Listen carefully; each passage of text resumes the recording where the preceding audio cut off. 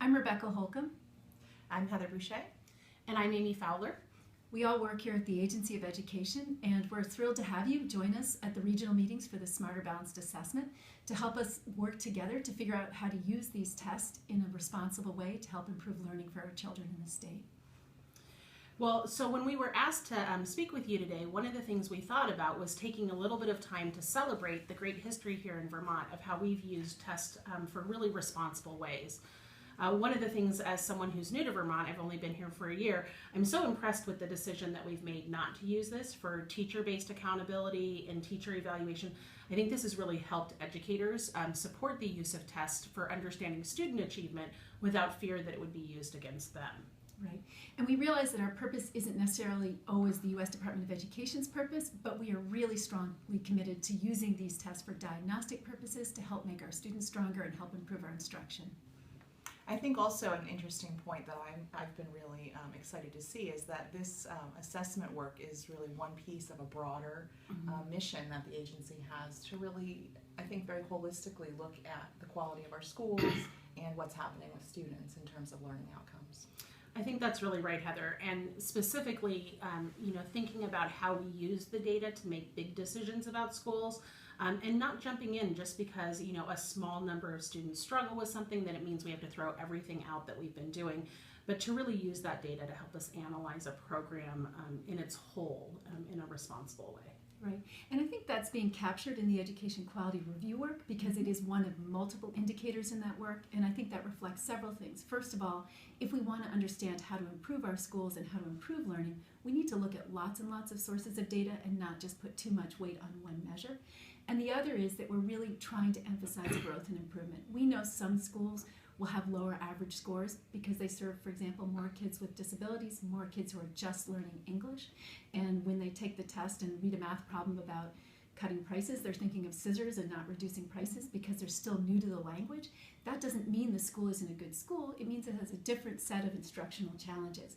And we're hopeful that this test, with its built-in accommodations and its richer detail in many ways, will help give our educators more information so that they can target instruction where it makes the biggest difference for kids.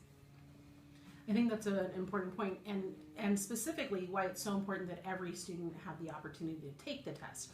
With those built-in accommodations, the modifications, adaptability of the test, that speaks to helping individual students do better, but also because they're all taking the test, the schools can then look and see how students are learning and come to some decisions about where they might need to strengthen programs to best meet the needs of students. If kids aren't taking the test, you lose out on that information and you just can't have that diagnostic tool to move forward. Right. And I wonder, the fact that we haven't overemphasized or put too much pressure on this task as an accountability tool for individual teachers, if that's actually behind some of the openness our educators have shown. We had some of the highest participation rates in the assessment in the country, and that's really important to us because, first of all, we are responsible for every child, and if we don't have that information on their learning and their progress, we really aren't doing those children justice. We need to do that for their sake. But the other thing is it gives us much better data at the state level to look at what our equity gaps are and where we need to start focusing our resources and our energies to find better ways of reaching kids who maybe we haven't been so successful at reaching. Yeah, well, I think you're definitely right. When we travel across the country and we meet with people from other schools, from other states, it's a regular part of the conversation is that the fear or worry associated with these assessments frequently is linked back to particularly high stakes or punitive stakes. But I think something else that you've brought up, Rebecca, is that at the state level, we can see patterns of inequity. We can see that there are students that we are not collectively serving as well as we'd like. But then at the school site level, where often we have very small classes, sometimes those inequities are not able to be picked up because there's such a small number of students in any one setting. And so I think there are two different directions that we need to help our communities think about. Collectively, we know that our students who are on free and reduced lunch in particular are not seeing the kinds of gains on their test scores that we would like as a state. We also see that for our students with disabilities. But at the local level, we may not pick up on those individual students because there's such a small number of them that they might not be showing up. So for all of us collectively, for everyone who's involved in education to say, we really need to work together to solve this entrenched inequity is an important first step. Well, and truthfully, since at the state level, the legislature has moved responsibility for curriculum and instruction to the supervisory level, and that's really the seat of planning and organization support for improvement of instruction. What we can do is emphasize providing some of that information at the SU level so that people can see as a system how they're making growth.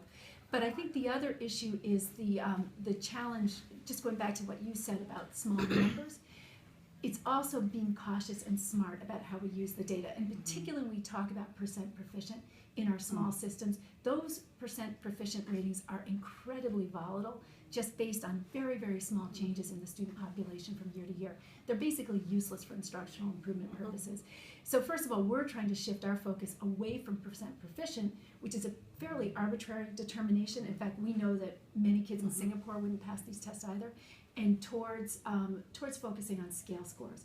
And we're really encouraging our systems also not to make big decisions based on small numbers of students in small testing groups, because that data may be very misleading. Yeah, and I think though, to the extent that the data would support what we see at a statewide level, of course, that's a good place to go. I really, I'm so excited about the opportunity to look at scale scores and growth scores, because I think the idea that we want to track that our students are getting ever better at this college ready type of content, and that a scale score increase from, of 3 points, of 5 points, that's worth celebrating, even if it doesn't cross a threshold, is important. But also thinking about these tools as ways of helping kids to see that they're on track towards career and college readiness, I think is important.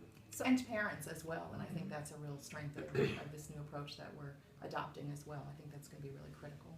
I just have to emphasize, I mean, that's so important to me what you said, because to me it's important to measure and celebrate growth and improvement.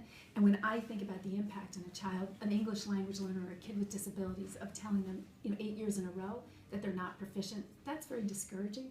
But if we can mark their growth and progress, I think that's an incredibly powerful way to celebrate improvement, and really that's what we have to be focused on. Right, and so being able to, while the label will still exist because it's required by federal law, the emphasis stops being on, are you proficient, are you this, are you that, to what was your score and how much did you grow?